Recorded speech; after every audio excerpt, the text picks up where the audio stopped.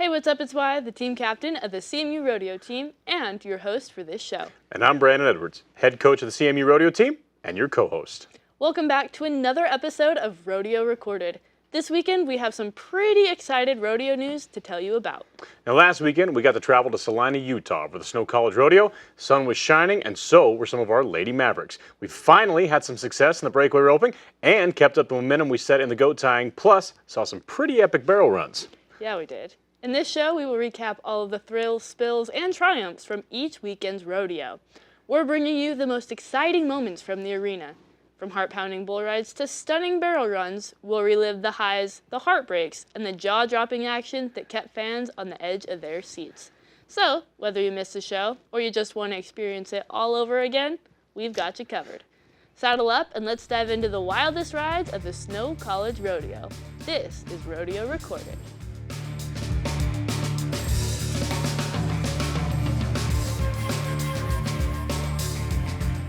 Thanks again for joining us. I'm Wiley Mitchell. And I'm Brandon Edwards. Let's take a deep dive into last weekend's rodeo. I finally get to tell you about our Mavs having some success in the breakaway roping. Our assistant coach, Tia, was getting pretty discouraged, so I'm glad we had some girls rock it this weekend. Taking the win in the longo was our very own Josie Fitzsimmons.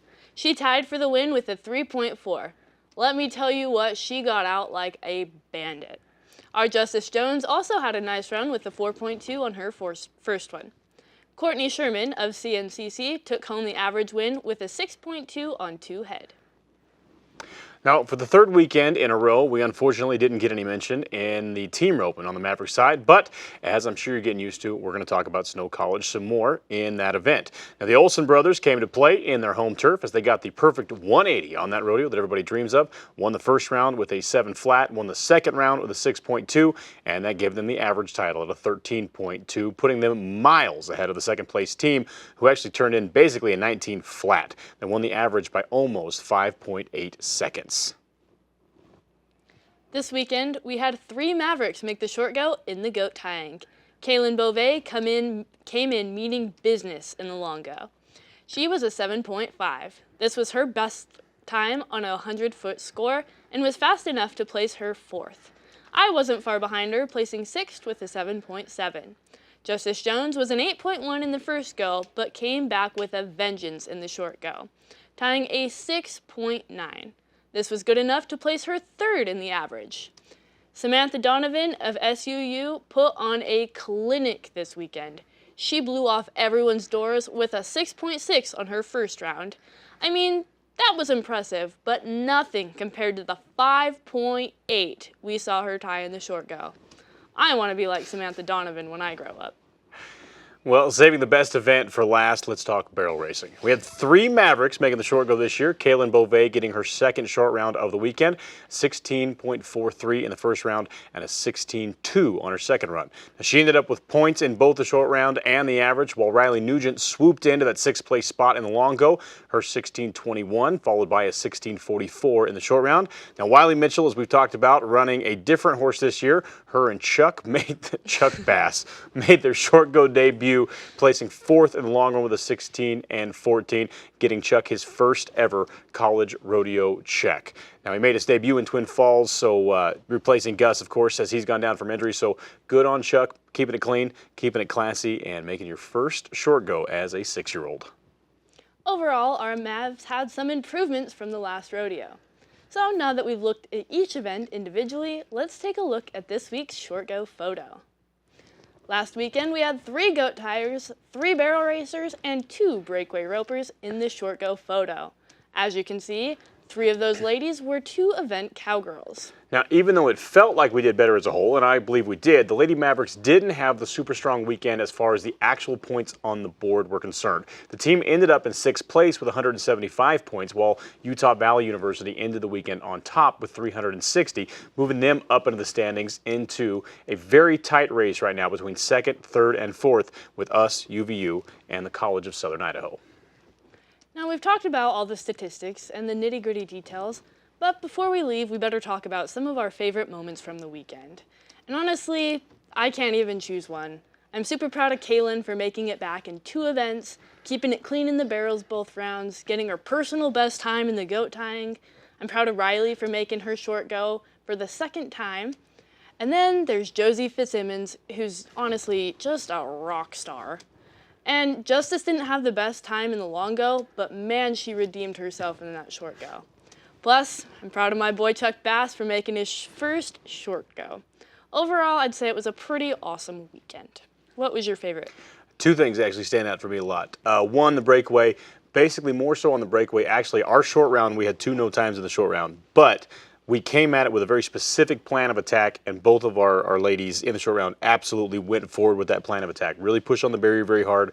Justice had a calf that really slipped to the line. She broke out, but she took the ride that we had discussed, was absolutely left her hand out and did it. And Josie, same thing. Kind of knew that she wanted to make up some ground, take the calculated risk, take the gamble, had a calf that stepped a little bit left and went for it. On the other side, to turn the tables, a big brag on Reagan Steed, who we talked about winning the average in Weber State. In our region, Reagan Steed won the region 2 years in a row in absolutely dominant fashion, and last year had basically a nightmare of a season. Could not get anything going, and to see her come back in absolutely dominant fashion, again, she won 2nd in the average this week after roping 2 really tough calves. That first calf she had was a really, really strong calf, really went off to left hard. You just got to give credit where credit is due. Really, really impressed with her. Great human being as well, so you're always kind of happy with that. It was really fun to see her and Courtney, who's just kind of our neighbor up there to the northwest of Colorado, both do some good this weekend, so kudos on them. I agree with you. And another thing I wanted to say is Emily Malcolm, she got really close to making the short go.